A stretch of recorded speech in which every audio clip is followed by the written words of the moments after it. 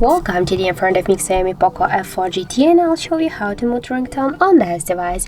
So first you should go into the settings application and then scroll to the sounds and vibration.